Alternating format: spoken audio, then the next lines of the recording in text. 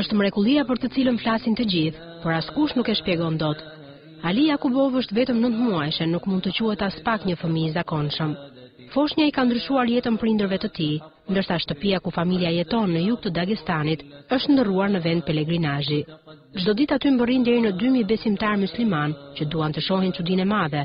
Vargjet të Kuranit shfaqen në lëkurën e foshnjës, e më pas zhduken sërish. Këtë fillim javë në krahun e djathtë të Aliut lexohej: "Falendero Allahun e i mirënjohës ndaj tij." Kur mbërritën gazetarët, nga fjalia kishte mbetur vetëm një fjalë. Shkrimet ngjasojnë me shenja apo nishane të mëdhenj ngjyrë roz, siç e tregojnë dhe fotografitë. Prindërit rrëfejnë se fillimisht menduan mos bëhej fjalë për ndonjë irritim, por mjekët nuk dinin ta shpjegonin si fenomen. Shkronjat shfaqen në pjesë të ndryshme të trupit e përpara këtij fenomeni, fëmijës i rritet temperatura deri në 40 gradë Celsius.